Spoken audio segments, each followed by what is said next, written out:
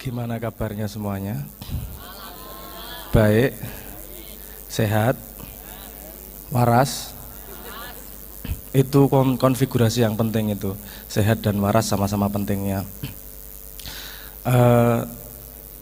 Sebenarnya saya bingung kon ngomong apa laundry hati. Yang kepikiran pertama saya tadi kiloan memang. Hati di kilo hati ayam sekilo berapa di laundry, kalau hati kambing dan seterusnya. Tapi kita guyon wayo. Ini gini masalahnya, karena saya itu paling tidak bisa tausiah, saya paling ora iso ceramah, nuturi ora iso, saya cuman hidup juga, pengalaman hidup saya juga cuman ini. Jadi saya tidak akan bisa memberitahu mana yang lebih benar, mana yang salah, nuturi nggak bisa. Yang bisa saya lakukan adalah membagi apa yang pernah saya alami lewat bahasa. Sedangkan bahasa, sebelum saya memulai ngomong tentang laundry hati, kita harus paham bersama bahwa bahasa adalah alat yang sangat terbatas. Dia hanya efektif untuk menyampaikan informasi yang kita sama-sama tahu. Kalau kita tidak sama-sama tahu, bahasa hampir tidak ada gunanya. Yang satu tahu, yang satu nggak tahu. Pakai bahasa ampuh kaya ngopo ora paham. Kalau nggak percaya, Anda coba ceritakan warna merah kepada orang yang buta warna. Ngasih ngoweh cangkemmu ora bakal paham dia. Karena memang pengalamannya berbeda. Jadi harus difahami, dalam bahasa ada limitasi informasi. Jadi apa yang saya katakan pasti nanti apa yang saya maksud kadang-kadang ada jaraknya dengan apa yang Anda tangkap. Jadi kita pahami bersama bahwa di sini prosesnya adalah saya ngajak sinau bareng, bukan saya ceramah, bukan saya tausiah. Wong aku ki padha gobloke. Menangku cuman siji ini. Saya sudah lulusan dari penderita cacat tuna asmara. Kalau kebanyakan dari sini kan masih penderita cacat tuna asmara alias jomblo. Ada yang menderita? Oh rame, oh yang pojok rame ya.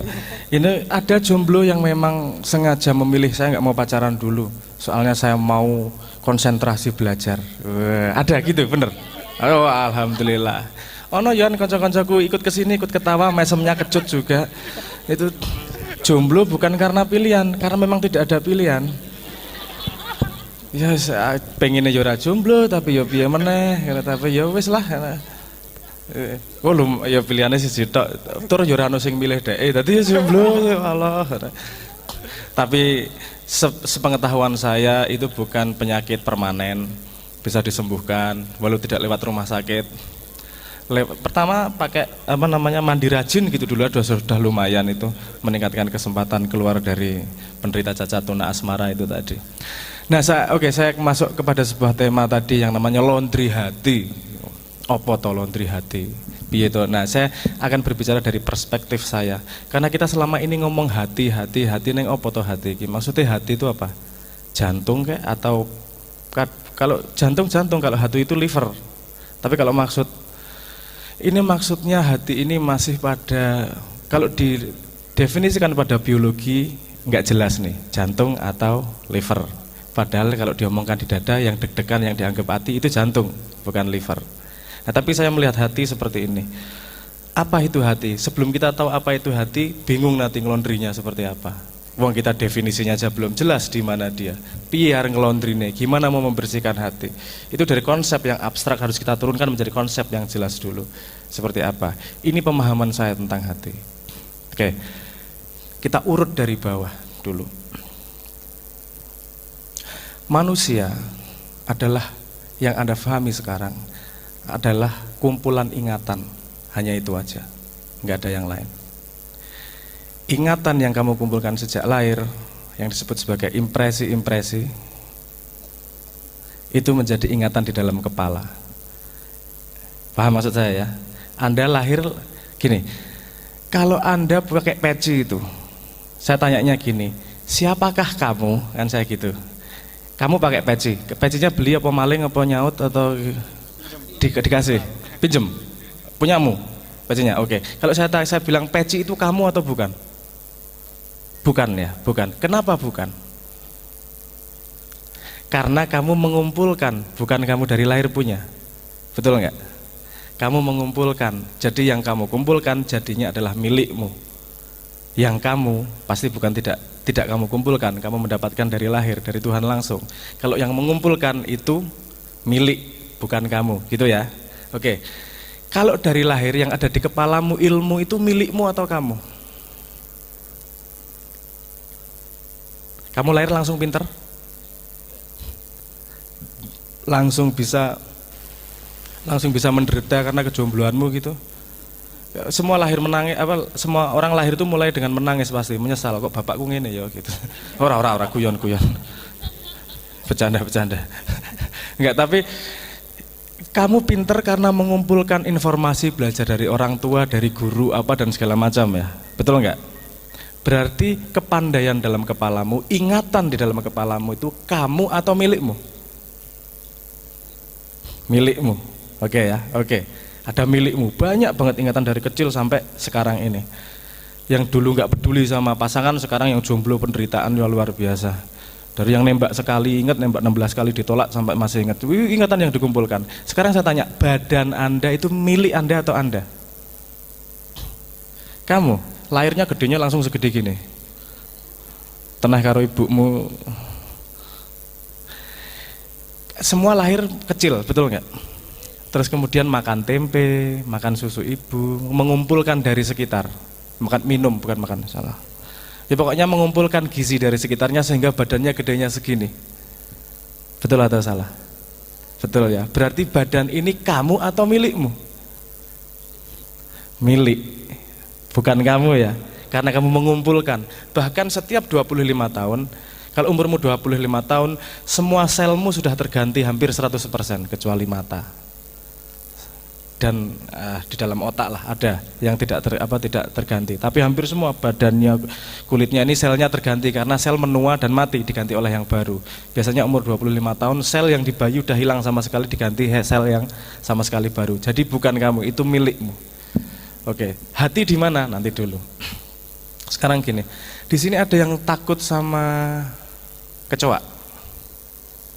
Ada? Ada yang takut sama ular? Rawat di kabeh. Ada yang takut sama jomblo? jomblo menah iki apa jenenge target empuk ya digarapi soalnya. Penderitaannya tuh legendaris soalnya. Ada yang punya trauma terhadap sesuatu? Apa? Trauma sama apa? Sama apa? Tikus. Kenapa kok tertakut sama tikus? Kok geli kenapa? Hah? Bener. Kalau sama kucing?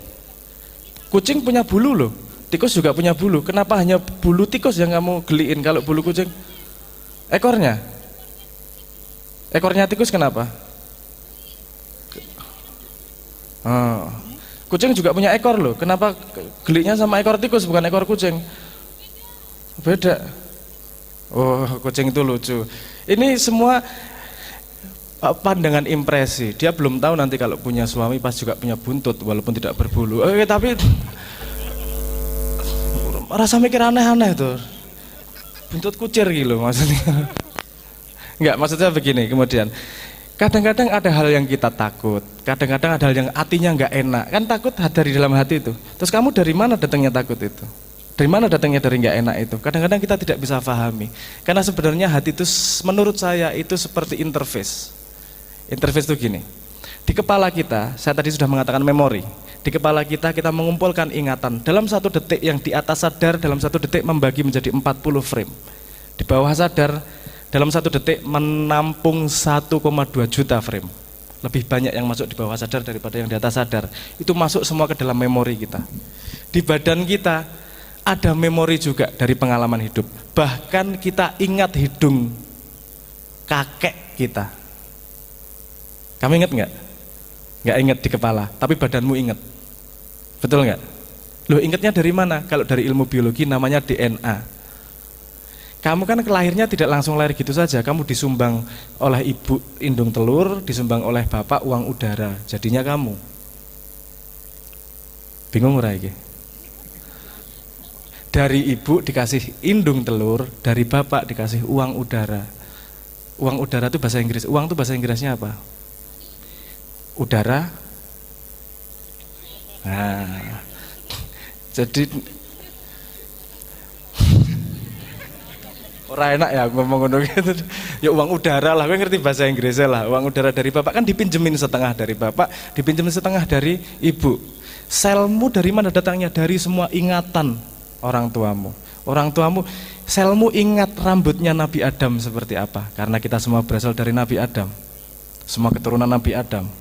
Kita ingat matanya mbahmu seperti apa, badannya, walaupun otaknya nggak ingat. Kalau kita lebih dalam lagi, semua sel mengandung atom. Kalau kita bisa mengakses ingatan atom, kita bahkan punya ingatan dari sejak terciptanya jagat raya sampai sekarang. Nah, lihat ada banyak ingatan. Ingatan yang dari terciptanya jagat raya sampai sekarang ada di dalam kita. Ingatan dari sejak Nabi Adam sampai sekarang ada di badan kita. Ingatan sejak lahir sampai kita dewasa ada di kepala kita. Kalau semuanya diproses sekaligus, dia akan menjadi sesuatu yang sangat rumit. Makanya ada yang namanya hati. Hati adalah bagaimana kumpulan informasi ingatan itu semua untuk agar kita tahu apa yang harus menjadi rambu-rambu berikutnya. Kadang-kadang orang enak orang pas Padahal kadang kita nggak tahu kenapa kok orang enak ya. Itu kan kumpulan dari ingatan kita semua. Dari memori yang pernah kita alami bahkan yang tidak kita ingat-ingat oleh kepala. Dan saat juga ada memori dari Tuhan langsung. Bahkan ketika sebelum kita lahir kita berjanji sama Tuhan, kita ingat, ada ingatannya di dalam hati tersebut. Jadi kalau hati itu seperti gini, kalau Anda dapat rapot tuh setahun berapa kali sekarang? Setahun 2 kali ya? 2 atau 3 kali? 2 kali, oke. Rapot itu adalah akumulasi dari semua yang kau lakukan dalam 1 semester, betul nggak? Hati itu adalah akumulasi dari semua ingatan yang kau kumpulkan di dalam hati, di dalam hidupmu. Indikasinya ada dalam hati. Kadang kita nggak tahu, ora penak, ora pas, seneng, bahagia, kok sedih, menderita. Kadang-kadang keluar begitu saja karena itu kumpulan dari ingatan yang tidak semua kita sadari oleh kepala, tapi bisa dirasakan oleh badan. Sekarang di sini ada yang udah pernah pacaran belum? Saya tanya. Yang nggak jomblo, yang sudah jomblo senior lah.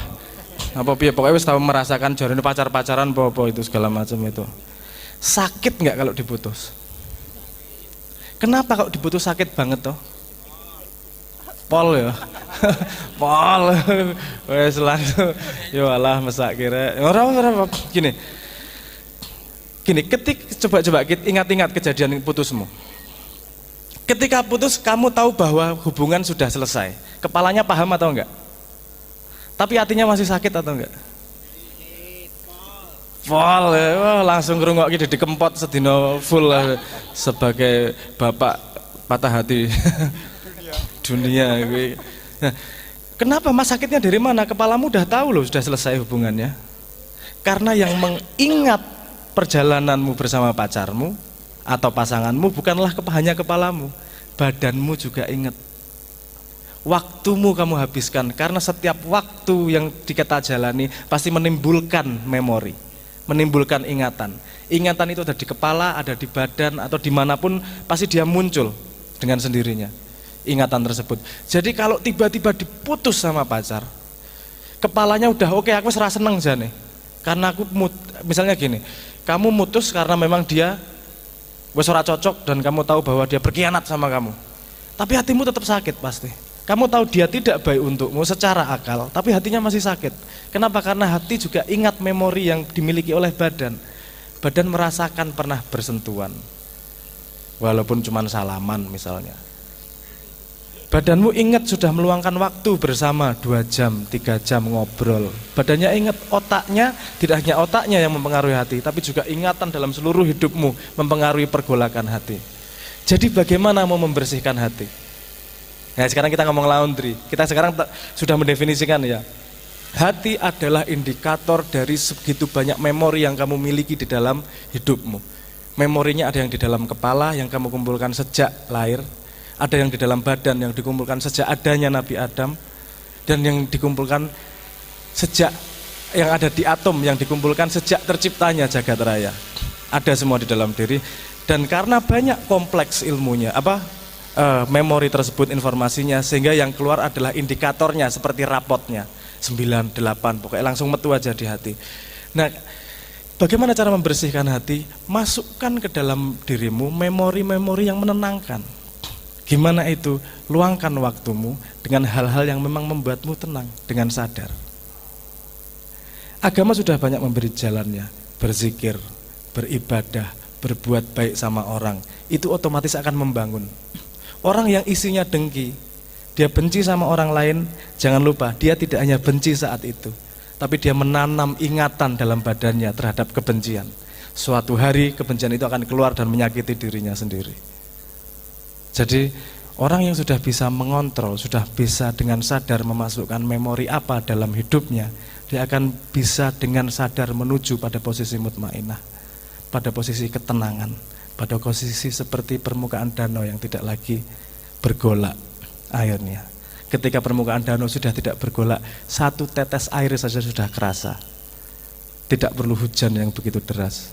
Satu tetes air, ada orang lewat, kamu kerasa perasaannya seperti apa. Bukan urusan sakti, tapi urusan karena kamu tenang dan kamu sudah satu gelombang dengan ingatan alam semesta. Bagaimana melondri hati? Kembalilah kepada ingatan alam semesta. Pertama dari saya seperti itu dulu. Nanti kalau mau diteruskan tanya jawab monggo. Matur nuwun. Wassalamualaikum warahmatullahi wabarakatuh.